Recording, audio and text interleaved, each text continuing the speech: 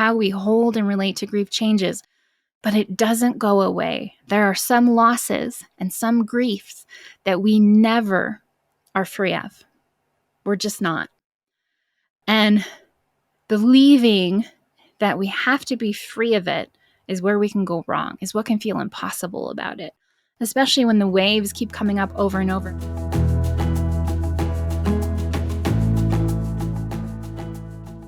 Hey friends, welcome back to the Make It Inevitable podcast. I'm your host, Stephanie Zamora, and today we're going to be talking about how we cope with the impossibility of grief and incomprehensible loss.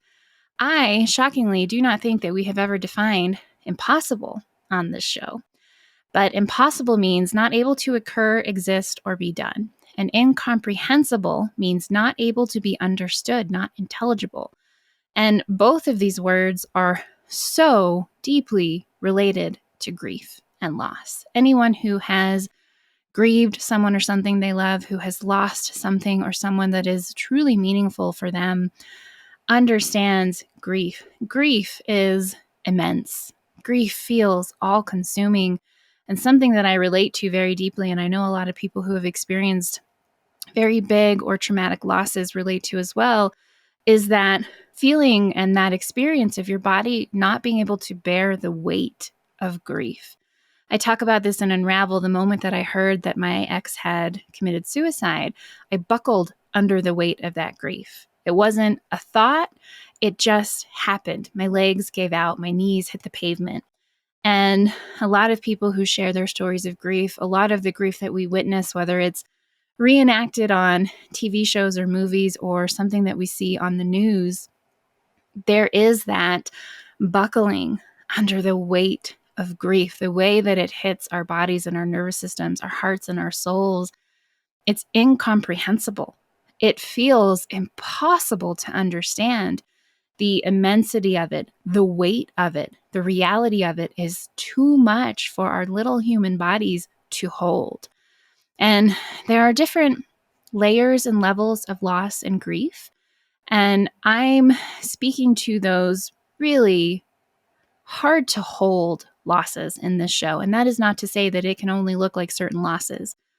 Whatever it is for you that is so incomprehensible, so challenging for your mind, body, and soul to really come to terms with, to really hold and make sense of and be with. Those are the losses that we're addressing here, because those are the losses that feel truly impossible.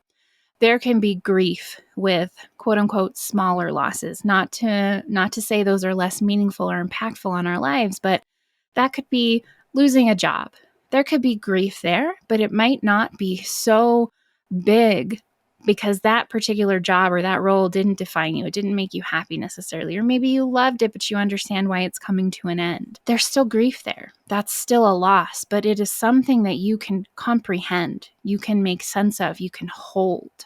Whether that is the emotion and the energy of it or just the intellectual understanding and reality of it. Those bigger losses, which could be the same loss that is smaller, relatively smaller to someone else, but to you is incomprehensible. You feel immediately cracked open. You can tell that you have been altered to your core by this loss. You do not know how to make sense of life anymore. And this is something that we really dig into in journey mapping, as well as on the Tales from the Journey podcast. Those moments that alter us, those challenging chapters, big life transitions, those experiences that rock us to our core. And when there's grief involved, the thing about grief that I never understood until I really experienced it, and I had lost a grandparent, I had lost pets over the years, I had experienced those for me, relatively smaller losses. It's not to say that I wasn't sad or heartbroken, that I didn't grieve, but they didn't shake me to my core. They didn't cause me to go on this deep journey of unraveling and reorienting to myself and every aspect of life and the people around me. Whereas my traumatic loss in 2014 took the wind out of me, literally took the wind out of me and brought me to my knees. And that is what I did not understand about big grief. Grief that is so immense and overwhelming and incomprehensible. not difficult to understand, like something that we cannot seem to make sense of. The moment that it hits our body, and our small human bodies buckle under the weight of that grief, and our physical bodies ache and hurt. I remember my skin hurting. It hurt to be inside my skin. And the moment that I heard the news about this traumatic loss, which if you want to learn more about it, I talk about it throughout the show. I've written about it in Unravel. It is when a very recent ex-boyfriend committed suicide after I asked him to leave me alone. And when I got the news, I was in Hawaii visiting family for the holidays. And I remember immediately falling to my knees on the concrete floor of my mom's garage. Instantaneously, when he said the news, boom, I was on my knees. And I can be very emotionally triggered, not in a bad way, but emotionally triggered when I watch movies and TV shows where the acting is so spot on, and you know that person has either studied or experienced that level of grief. When they witness or hear of the loss, buckle. They fall to their knees.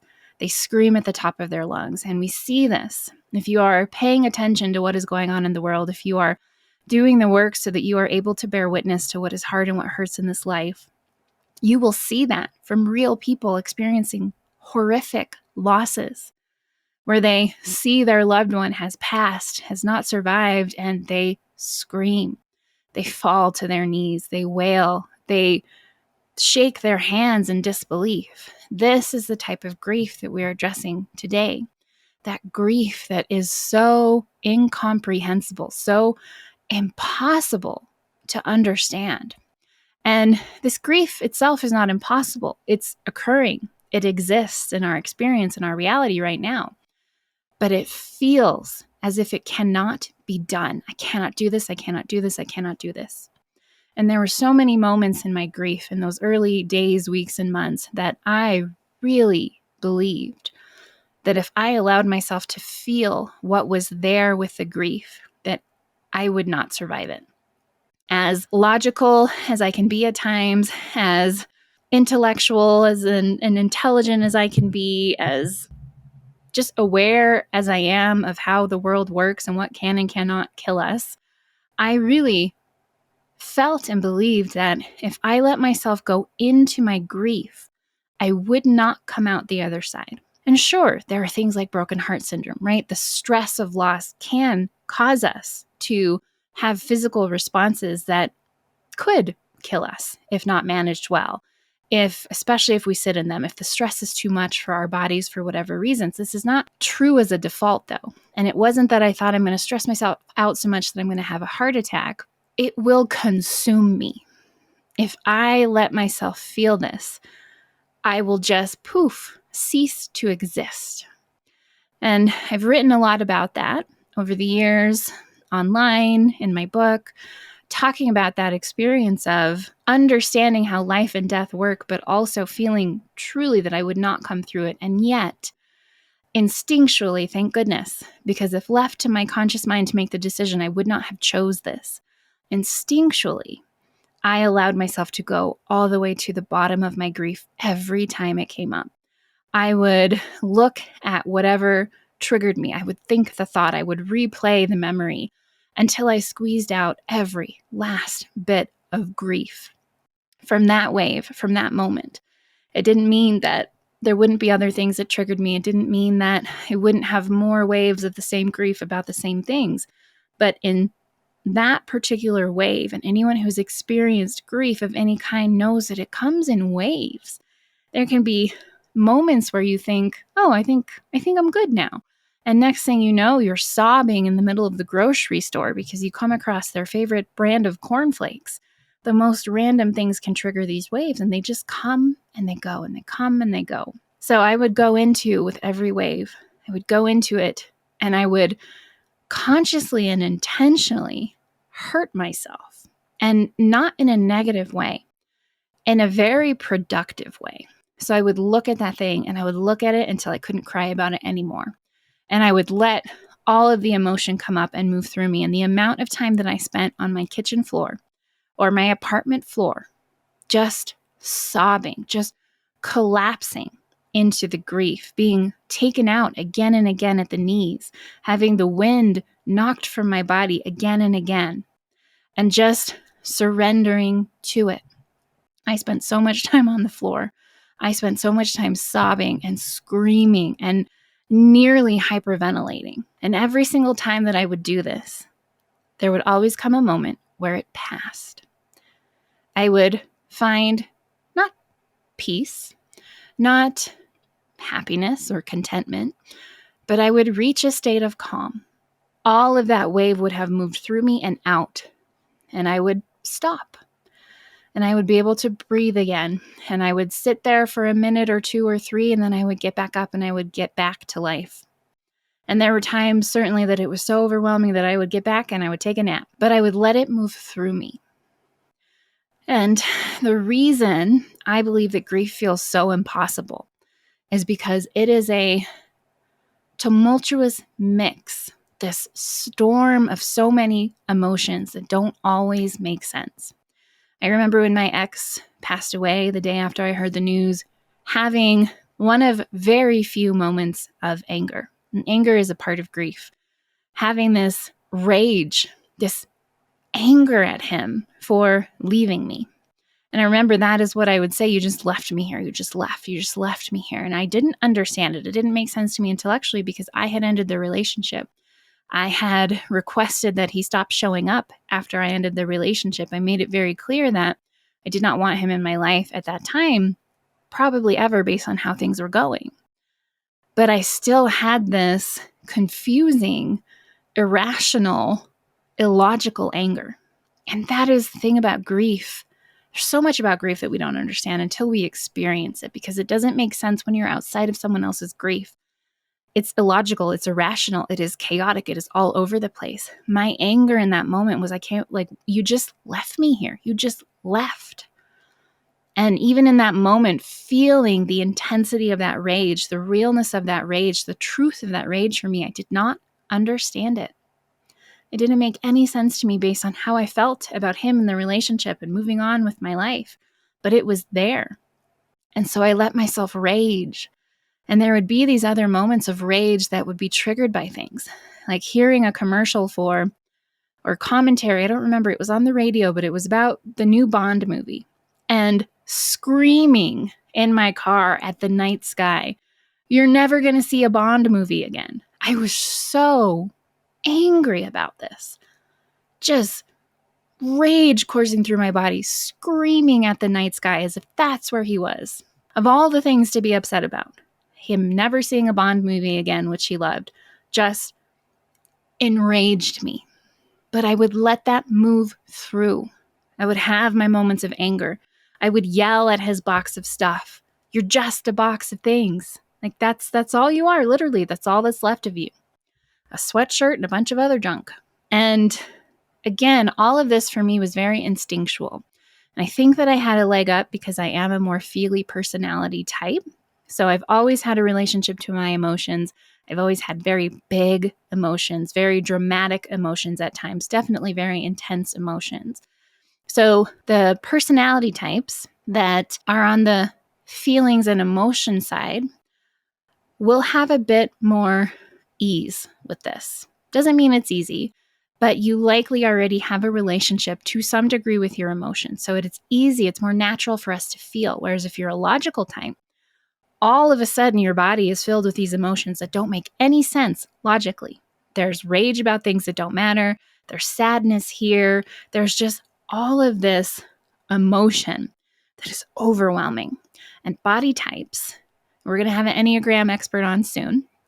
Body types feel it so viscerally in their body that it's painful for them. And they don't want to go into their emotions. And the logical types need it to make sense, especially certain ones who have cut themselves off from their body and their emotions. So being able to welcome and feel all of these emotions will be more easeful, more difficult, depending on your personality type, depending on how willing you are to feel contractive emotions. So for me, I think I had a leg up having already had a relationship to my emotions. Not a perfect one, not a full one, but as someone who was always feeling and who let herself feel, at least with herself, I was no stranger to big emotions, but there was something in me that was instinctually like, go into it all the way to the bottom. Find the bottom of this feeling. Find the bottom of this rage. Don't try to change it. Don't try to bypass it. Don't try to stuff it down. And I want to say also, I was not perfect with this throughout my whole life. I was a feely person. I allowed myself with myself to feel how I felt, to be dramatic and intense and emotional. But I had learned with other people to keep it buttoned up, to stay safe by never showing emotion, not unless I wanted to show that emotion or it was the quote unquote appropriate emotion for that person or situation. I wouldn't cry at sad movies. I wouldn't cry in intense situations and relationships. I had learned to, what I thought, control my emotions, but really suppress them as a means to stay safe. So all of this after loss was new to me in some ways. There was this instinct to go to the bottom of it. I do not know where it came from, and I don't care because it saved me. It kept me from storing all of that raw grief and emotion in my body, in my cells, in a way that I would probably still be unpacking and working with today. There are certainly things that I have had to process over the years, things that weren't apparent in the moment of the loss, the way that they disrupted me, trying to reclaim parts of myself, trying to release the guilt, the shame, the blame that I felt for his death. But I don't have any stored grief. I don't have any stored rage, anger, sadness, whatever it might be. I didn't store it because when it came up, I felt it fully. Sometimes there were stories that I told myself, but more often than not, I would just surrender to the raw emotion. And we talked a lot about surrender in an earlier episode. I will link to that in the show notes. Surrender is not fighting against. It's not giving up. It is releasing resistance. So I didn't have any resistance to my emotions. They were so big. They were too big. And I had been cracked so far open by the experience that I couldn't contain it, nor did I want to. I couldn't, with my PTSD that was already forming, care what other people thought about it, care how they felt about it. There was so much that I would just say. If you asked me how I was, I would just answer you. And it was raw and it was hard. And a lot of people didn't know what to do with it because it was just real. I didn't filter myself. I did not have the ability. And that is one of the gifts of PTSD that I see now, is that I didn't have a point of reference. I could not consider other people in a lot of different ways. And sure, that was harmful. And I had to repair certain relationships after I healed. But for my processing, for my healing, not filtering, not stopping the flow of emotions as much as I could help it. If I was at a business meeting, I would break down in the car afterwards. I wouldn't necessarily do it in the meeting unless it was somebody that it was okay to do that with. So there was a bit of suppression, but I never suppressed and forgot. I would go to my car after a meeting and I would have a full-on grief breakdown. I would sob, I would scream, I would rage, I would shake. And I let all of that emotion just move out. I just surrendered to it. I let it consume me and envelop me. And this is what feels so impossible to us because we cannot comprehend, we cannot understand the loss. It does not make sense to us.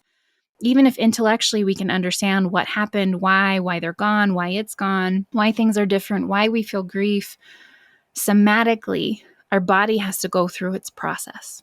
And that is confusing and hard. But if we can simply surrender to the raw emotion, and depending on the emotions and the intensity, please get support. Do not do this alone. If it's too much for you, if it's too overwhelming, if it triggers you into panic or anything like that, you need support.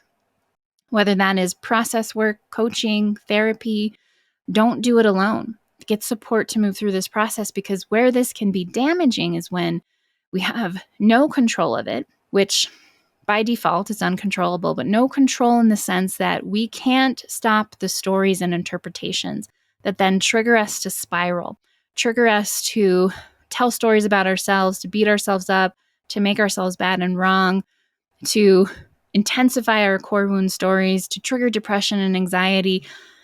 As always, when we interpret, when we assign meaning to things versus feeling the raw emotion, that's where we go awry. That's where we go astray. And that's where it can become a problem that is not controllable to us in an unproductive way versus the uncontrolling nature of just feeling raw emotion. You can feel completely out of control with that, and it can be healthy and safe.